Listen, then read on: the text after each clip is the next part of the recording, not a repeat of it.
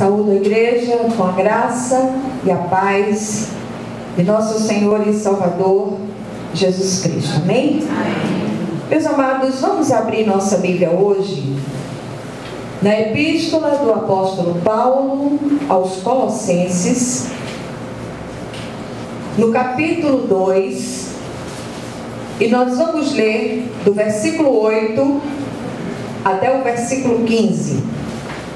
Colossenses, capítulo 2, do versículo 8 até o versículo 15.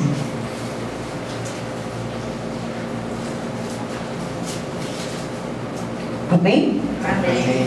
Glória a Deus. Então diz assim a palavra do Senhor: cuidado, que ninguém vos venha enredar com sua filosofia e vãs sutilezas, conforme a tradição dos homens, conforme os rudimentos do mundo, e não segundo Cristo. Porque nele habita corporalmente toda a plenitude da divindade. Também nele estáis aperfeiçoados. Ele é o cabeça de todo o principado e potestade. Nele também fostes circuncidados, não por intermédio de mãos, mas no despojamento do corpo da carne, que é a circuncisão de Cristo. Tendo sido sepultados juntamente com ele no batismo, no qual igualmente fostes ressuscitados mediante a fé no poder de Deus, que o ressuscitou dentre os mortos. E a vós outros que estáveis mortos pelas vossas transgressões e pela incircuncisão da vossa carne, vos deu vida juntamente com ele, perdoando todos os nossos delitos, tendo cancelado o escrito de dívida que era contra nós e que constava de ordenanças, o qual era prejudicial, removeu-o inteiramente, encravando-o na cruz. E despojando os principados e as potestades, publicamente os expôs ao desprezo, triunfando deles na cruz. Amém? Amém. Vamos orar mais uma vez. Querido Deus e Pai Celestial, nós te louvamos e bendizemos o teu santo nome por tudo que tu és. Particularmente te ofereço esse culto em ação de graças, mais uma vez, porque até aqui tem me sustentado o Senhor, até aqui tem me conduzido e me fortalecido o Senhor. E eu te agradeço, Pai, de todo o meu coração, por tudo que o Senhor tem realizado neste lugar, nesses corações, na vida dessas pessoas. O Senhor é o Deus que visita, que interage, que interfere nas nossas vidas, conforme a tua soberana vontade. Por isso, Deus, fala ao nosso coração hoje, em nome de Jesus. Amém? Amém. Glória a Deus. E eu glorifico o Senhor pelo que Ele tem realizado no nosso meio. Grandes coisas tem feito o Senhor no nosso meio, grandes coisas tem feito o Senhor por nós, e eu exalto o nome do Senhor na beleza viva da sua santidade. Eu convidei a igreja a fazermos hoje uma releitura desse texto do apóstolo Paulo, e queria convidar a igreja a estar lendo toda a epístola aos Colossenses, por uma razão muito simples. Nós vivemos um tempo onde muitas doutrinas têm sido disseminadas pelo mundo afora, e é com tristeza que nós vemos uma misturada muito grande de ensinos no meio cristão, e nunca foi tão importante que o povo de Deus se volte para as Sagradas Escrituras, que o povo de Deus volte a focar no Cristo, volte a olhar para Ele com toda a força do seu coração, pedindo que Ele esteja trazendo luz de entendimento celestial, a palavra dEle, a palavra viva do Senhor. O texto que nós lemos, ele é uma severa exortação do apóstolo Paulo quanto aos perigos espirituais que constantemente rondavam a igreja daqueles dias. Eu acho muito interessante que quando nós lemos um texto como este, nós percebemos o quanto a palavra é atual, o quanto a palavra é contemporânea. E a gente percebe aqui que aqueles perigos que rondavam a igreja dos dias de Paulo, aqueles perigos doutrinários que rondavam a igreja naqueles dias, ameaçavam a solidez, o fundamento do edifício espiritual. As oposições em nossos dias, elas não são diferentes. Ou melhor, talvez haja uma diferença. Os perigos que rondavam os cristãos daqueles dias, rondam os cristãos de hoje com uma única diferença. Nós percebemos que o mal tornou-se cada vez mais sofisticado. O mal tem se tornado cada vez mais sutil. E é preciso que o povo de Deus esteja vigilante, esteja em estado de alerta, para perceber os falsos ensinos. Confiram coisas espirituais com espirituais. Quando ouvirem uma palavra, vão para as Escrituras para saber se as coisas se passaram verdadeiramente assim. Nunca se viu tantos evangelhos, tantos atos de apóstolos, tantas cartas, tantas epístolas espúrias que têm aparecido nos nossos dias. E nós precisamos, para refutar esses ensinos, olhar para a Santa Palavra de Deus e perceber aquilo que o Espírito ministra aos nossos corações. A epístola aos Colossenses, ela apresenta Jesus como cabeça da igreja, reafirmando a sua supremacia, preeminência e primazia sobre tudo e sobre todos. Se eu tivesse a oportunidade hoje de dizer apenas uma frase, subir neste púlpito e dizer apenas uma frase, eu diria: olhem para Jesus, olhem para o Cristo. E esta verdade precisa mais que nunca ser reapresentada à igreja contemporânea, em um tempo em que se tem agregado ao ouro refinado da sã doutrina a escória dos falsos ensinos. E é a igreja que tem que abrir os olhos, são os cristãos contemporâneos que realmente foram visitados pela graça de Deus, que foram alcançados pela misericórdia de Deus, que precisam ter seus olhos abertos. Falando a Timóteo, no capítulo 3 da segunda epístola a Timóteo, versículo 1, Paulo diz assim: sabe, porém, isto, nos últimos dias sobrevirão tempos difíceis. E nós estamos percebendo, nós estamos vendo os tempos difíceis que nós temos vivido. O pastor começou a sua oração agradecendo a Deus porque ainda podemos pregar a palavra de Deus com liberdade. Mas até quando? Por isso nós precisamos trabalhar enquanto é dia, antes que a noite venha, a noite da perseguição venha, e nós não consigamos mais fazer aquilo que precisamos fazer. Entendemos que nunca foi tão difícil servir ao Senhor e, sobretudo, nunca foi tão difícil fazer a obra de Deus, tendo em vista os inúmeros ensinos espúrios, os falsos profetas e mestres que continuam vivos e ativos nos nossos dias. É muito mais difícil você desconstruir um ensino espúrio do que você ministrar a palavra de Deus. Então, que nós possamos acordar em nome de Jesus. A igreja precisa estar alerta quanto a isto. Esses ensinos têm o propósito de confundir, se possível, os eleitos de Deus. Tem coisas que são tão parecidas com os ensinos de Jesus, que muitas vezes nós embarcamos. Por que nós embarcamos? Porque nós não conhecemos aquilo que a Santa Palavra de Deus diz. Por que o povo sofre? Por falta de conhecimento.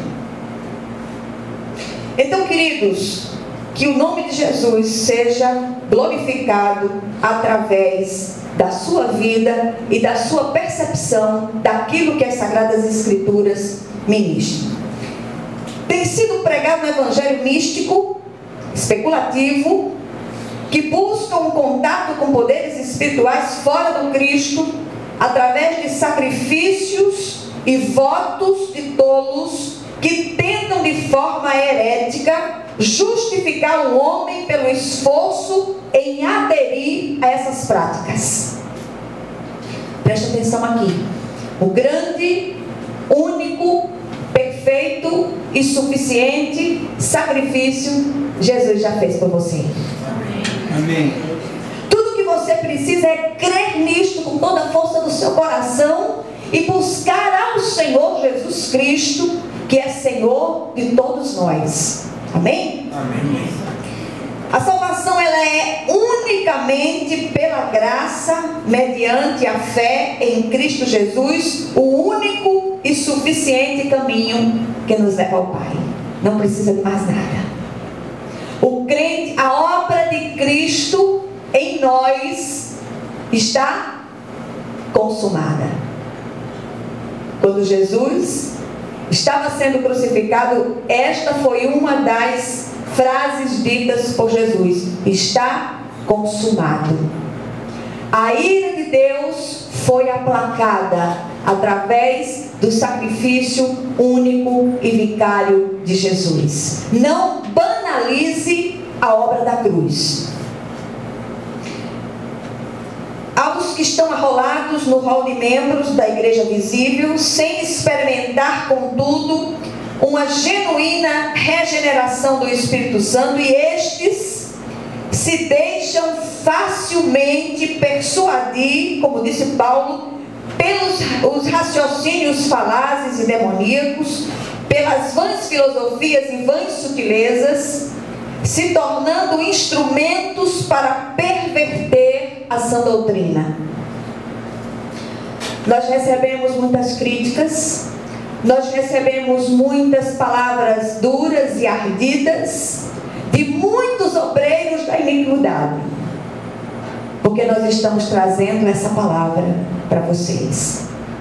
Então, meus amados, em nome de Jesus, cresçam na graça e no conhecimento de Deus. Clamemos pela igreja dos nossos dias, clamemos pelos pastores sérios, homens e mulheres de Deus que têm sido usados pelo Senhor com ousadia para trazer uma palavra de vida eterna àqueles que precisam ouvir essa palavra. Que o Senhor possa impactar a presente geração com a genuína mensagem do Evangelho.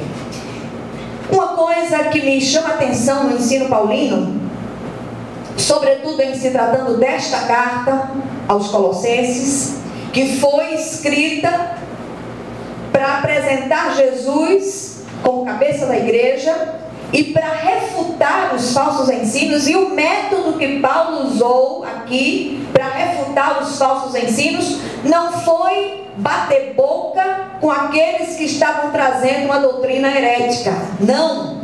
Paulo simplesmente tratou de mostrar e apresentar a pessoa do Cristo.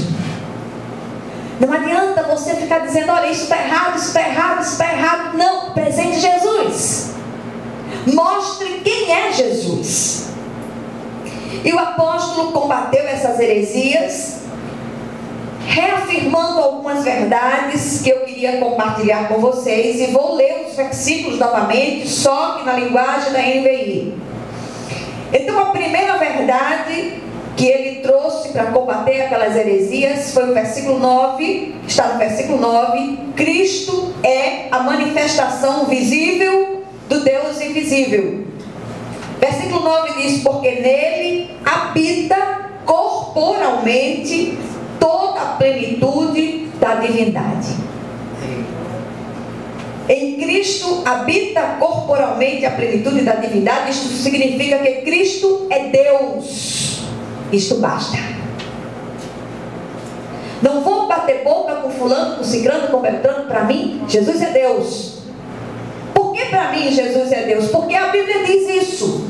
Afirma isto categoricamente: nele habita corporalmente a plenitude da divindade. Todo o poder está sobre os largos ombros de Jesus. Ele veio para revelar o Pai e nos reconciliar com Ele. Em João, capítulo 14, versículos 8 e 9, diz assim: Disse Filipe: Senhor, mostra-nos o Pai, e isso nos basta. Respondeu Jesus: Você não me conhece, Filipe, mesmo depois de eu ter estado com vocês durante tanto tempo. Quem me vê, vê o Pai. Como você pode dizer, mostra-nos o Pai? Jesus é Deus, não um Deus morto, mas um Deus único, vivo e verdadeiro. Jesus é Deus. Você pode repetir isso comigo? Jesus é Deus. Amém? Amém. Ele tomou a iniciativa de se revestir da nossa humanidade para interagir conosco. E em semelhança de carne mortal, experimentou todas as nossas dores. Ele tomou essa iniciativa e é o nosso sumo sacerdote perfeito, que se compadece de nós, porque a nossa semelhança, diz o autor de Hebreus, ele foi tentado em todas as coisas, mas sem pecados. Naqueles dias em que a tristeza está grande no nosso coração, nós nos sentimos fracos, debilitados pela nossa humanidade, nós olhamos para o Cristo. Nós vamos para a cruz do Calvário. Nós olhamos para o Cristo vivo, crucificado e ressurreto, cerne da palavra de Deus. E ali, nele, nós nos fortalecemos. Nele, nós somos sustentados através da sua mão direita fiel. Segunda verdade trazida por Paulo, nós encontramos nos versículos 10 e 15. Jesus é superior a todo poder real ou imaginário. Versículos 10 e 15 diz assim: E por estarem nele, que é o cabeça de todo o poder e autoridade, vocês receberam a plenitude. E tendo despojado os poderes e as autoridades, fez deles um espetáculo público, triunfando sobre eles na cruz. Então, queridos, preste atenção. Deixe que o Espírito ministre essas verdades ao seu coração, sobretudo naqueles dias de fragilidade, de inquietação, de angústia profunda de alma. Olhe para Jesus. Eu insisto neste ponto hoje, em nome de Jesus. Tudo, absolutamente tudo, está debaixo do controle soberano do nosso Senhor e Salvador Jesus Cristo. Nada foge ao seu olhar prescrutador. Não temas, não temas, não temas, diz o Senhor para você nesta tarde, em nome de Jesus. Não temas. O Deus que você serve é um Deus que é vivo, é um Deus que interage com você, é um Deus que interfere nas situações. Você não serve ao Deus morto das procissões, você serve ao Deus vivo. E o Senhor diz na sua palavra: onde houver 2 ou 3 reunidos no nome dele, ali ele estará presente. E eu tenho certeza absoluta da presença de Jesus neste lugar. Amém. Nesses dias foram dias de muitas lutas, foram dias de muita angústia, muito abatimento, muitas cargas, muitas pressões. Mas eu olhei para Jesus. Eu digo: Senhor, é contigo, Senhor. Eu não consigo lidar com essas situações, eu não sei como fazer diante dessas coisas, mas os meus olhos, eles estão postos em Ti. Em Ti, Senhor, nós somos mais que vencedores, nós somos vocacionados para a vitória. E nós não podemos perder de vista a nossa vitória que está em Cristo Jesus, em nome dEle. Amém? Amém. Presta atenção aqui. Capítulo 1 de Colossenses, versículo 16, diz o seguinte: foram criadas todas as coisas em Cristo, foram criadas todas as coisas nos céus e sobre a terra, as visíveis e as invisíveis, sejam tronos, sejam soberanias, quer principados, quer potestades. Tudo foi criado por meio dele e para ele. Ouviram isso? Eu não sei, eu tenho a impressão que nós sofremos da memória, que nós nos distraímos facilmente por causa das lutas da vida e nós perdemos essas verdades de vista. 1 Pedro 3,22 afirma ainda que Jesus, depois de ir para o céu, está à destra de Deus, ficando-lhe subordinados anjos e potestades e poderes. Por que temer, se o nosso soberano Senhor, Criador e sustentador dos céus e da terra, tem o controle soberano de tudo em suas mãos? Terceira verdade usada por Paulo para refutar os falsos ensinos, nós encontramos nos versículos 11 e 12, a perfeição, tanto no sentido de maturidade quanto de glorificação, só se alcança em união vital com Cristo. Que nós possamos buscar cada dia estreitar esse relacionamento íntimo com o Senhor da glória. Busque isso de todo o coração, busque isso em oração, busque isso em leitura da palavra, grude-se a Jesus, faça como Jacó, disse: Senhor, eu não te largarei enquanto tu não me abençoares. Eu não estou falando de bênçãos materiais, eu estou falando da maior de todas as bênçãos depois da salvação, que é a intimidade viva com esse Cristo vivo. O texto diz assim: nele também vocês foram circuncidados, não com uma circuncisão feita por mãos humanas, mas com a circuncisão feita por Cristo, que é o despojar do corpo da carne. Isso aconteceu quando vocês foram sepultados com Ele no batismo, e com Ele foram ressuscitados mediante a fé no poder de Deus, que o ressuscitou dentre os mortos. No texto de Romanos, um texto de Paulo, no outro texto de Paulino, capítulo 6, versículos 4 a 8, diz o seguinte, presta atenção: portanto, fomos sepultados com Ele na morte por meio do batismo, a fim de que, assim como Cristo foi ressuscitado dos mortos mediante a glória do Pai, também nós vivamos uma vida nova. Se dessa forma fomos unidos a Ele na semelhança da sua morte, certamente o seremos também na semelhança da sua ressurreição, pois sabemos que o nosso velho homem foi crucificado com Ele, para que o corpo do pecado seja destruído e não mais sejamos escravos do pecado, pois quem morreu foi justificado do pecado. Ora, se morremos com Cristo, cremos que com Ele também viveremos. Amém? Então nós morremos para a velha vida. Crente que não tem atestado de óbito espiritual não é um crente de fato. Ou seja, você tem que ter morrido para a velha vida, para a velha natureza, para as coisas velhas passaram e tudo se fez novo. Amém? A nossa condição hoje, enquanto alcançados pela graça salvadora de Deus, é de ressuscitados com Cristo.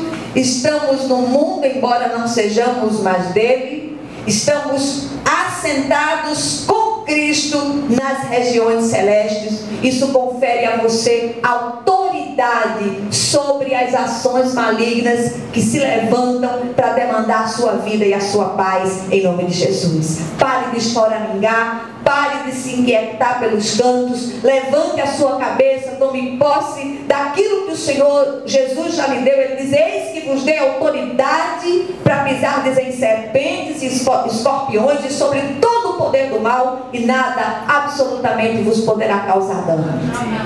Quer na vida, quer na morte, nós somos vitoriosos em Cristo Jesus. Amém? Amém. Certamente nós nos deixamos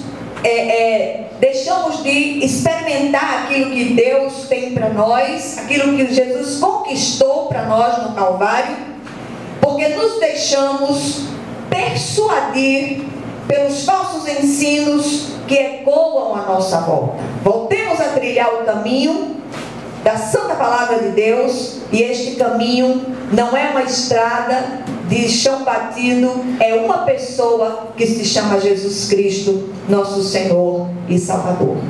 E a quinta verdade usada por Paulo para refutar e combater os falsos ensinos, nós encontramos nos versículos 13 e 14. O homem, uma vez reconciliado com Deus através do sacrifício de Cristo, vive totalmente liberto da culpa, do poder e da penalidade do pecado. Eu vou ler para vocês o texto na versão da NVI. Quando vocês estavam mortos em pecados e na incircuncisão da sua carne, Deus os vivificou juntamente com Cristo. Ele nos perdoou todas as transgressões e cancelou a escrita de dívida que consistia em ordenanças e que nos era contrária. Ele a removeu, pregando-a na cruz. Sabe qual é a grande revelação aqui? É que não há registro de nenhuma acusação para os que estão em Cristo Jesus. É muito interessante porque nós vemos a tentativa de libertações. Eu tenho falado sobre isso aqui muitas vezes.